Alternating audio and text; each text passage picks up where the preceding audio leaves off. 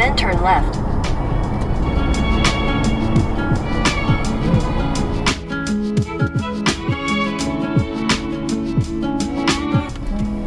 Turn left, then your destination will be on the right.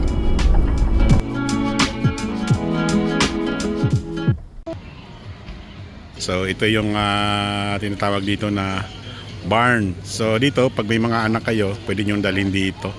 Yan, medyo mainit pa ngayon kaya wala masyado dito sa may bangko, pero marami na rin sa mga nakaupo doon sa may lilim.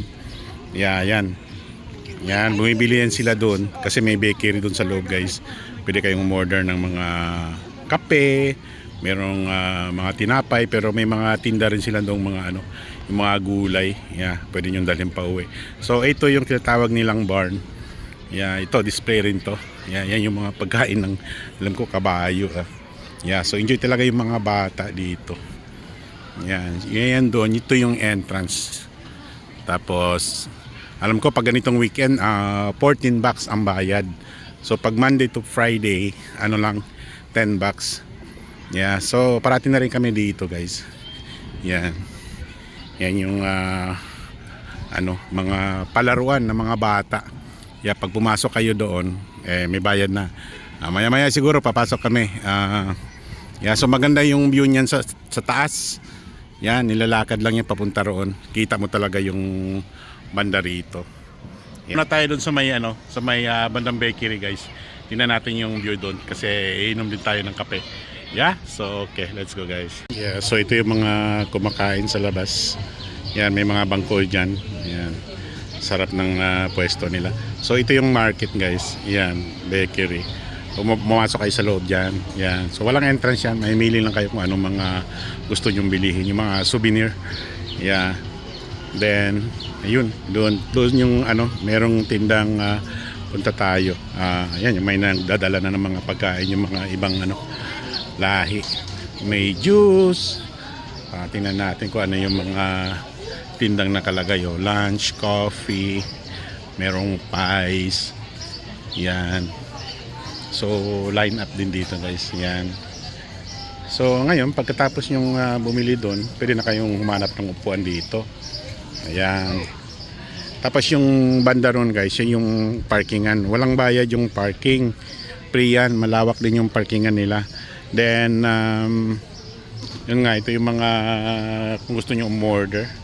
Yeah, turkey, braai, and apple, $13, 14. Farm press egg salad, Greek chicken salad.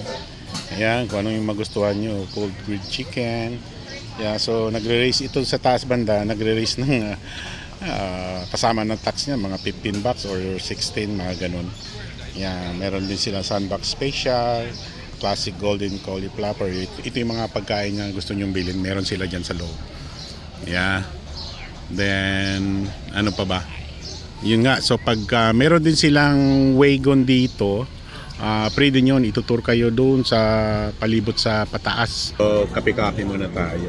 Ayan, may nabili kaming tinapay doon. Ayan, so laki ng tinapay nila.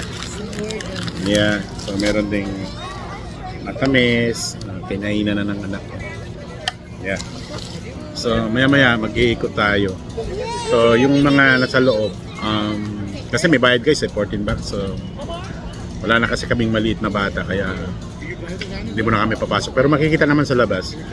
Ikutin natin maya-maya. Dahil nung una, matagal na, pupunta rin kami dito pero kasi may maliit pa kami, yung anak ko. Papasok kami dyan, yung nagbabayad kami. So ngayon, kung papasok kami, magbabayad, kasi napuntahan na rin namin dahil malaki na rin yung anak ko. So it's not worth it. So ito yung tractor nila. Tractor ba tawag dito? Gamit to sa farm nila, Spring Ridge. Ito, mga bago to. Display lang to ngayon. Yeah, so pag nagbabayad kayo, dito kayo papasok. Ayan, yung farmyard admission, 14 bucks, guys. Ayan. Pero pag hindi weekends, I think 10 bucks lang. Medyo mura. Yeah, so dito tayo.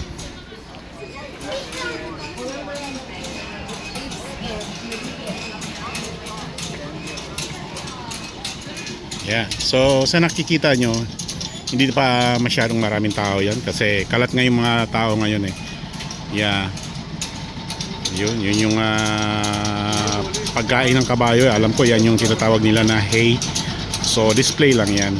Yan, so ayan na yung wagon guys. Yung nakaalis na yung isa eh. Kaya puno na yun. Naantay na yung mapuno. Then tsaka alis na sila. So meron na namang empty dito. Yan.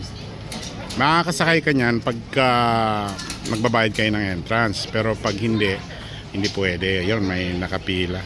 Wala masyadong nakapila ngayon. Pero pag sa ibang araw, hindi yung matapat ng holiday, maraming nakapila dyan. Yeah, so ito yung ano ba to?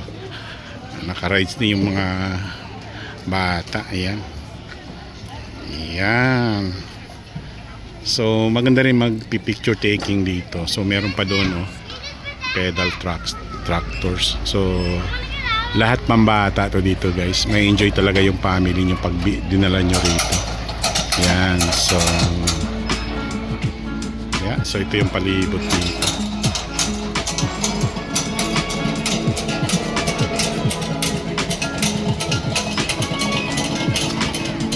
So ito yung loob guys, pag nagbabayad kayo ng entrance, so meron pang kainan para sa loob. Dati ito wala eh. Yeah, so pwede rin kayong kumain dyan pag may dala kayong pagkain. Pero yung pagkain dapat pili dito. Ayaw nila yung galing sa labas. Yan o, ang daming mga bata.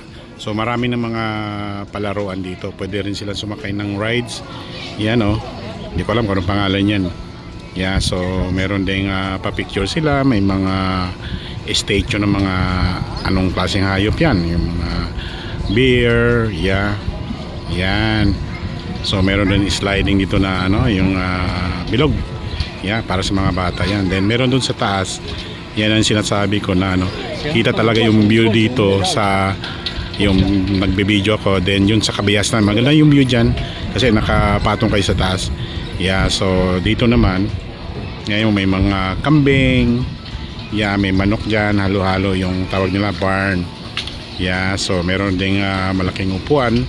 Pwede kayo pang pa-picture dito. Maganda to sa sa mga pamilya pag marami kayong dalang bata. Kahit na tatlo basta or dalawa o whatever basta ma-enjoy sila. Yeah. So ito na yung palibot dito guys. Yan. So mainit na mainit ngayon. Yeah. So yung tao nasa lilim yan, kumakain sila. Yeah.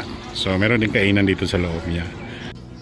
Yeah, so ngayon kasi long weekend, parang hati yung mga tao. Marami rin dito pero hindi gaya nung big holiday na makita mo rito punong-puno eh. Siksikan yung mga tao kasi ngayon yung iba nasa cottage o Niagara kaya hati yung mga tao guys. So hindi pa talaga actually holiday ngayon. So mga 2 days pa sa Martes. Yung iba ginawa na nilang long weekend. Kaya yung ibang hindi nag-out of town. Kasi ito tatakbuhin galing sa amin sa Toronto lang eh. Isang oras lang or 45 minutes depende sa traffic. Yeah, so yung iba dito lang ang pumunta kaya hindi nakikita nyo hindi masyadong maraming tao. Yes, so maganda rin pasyalan dito.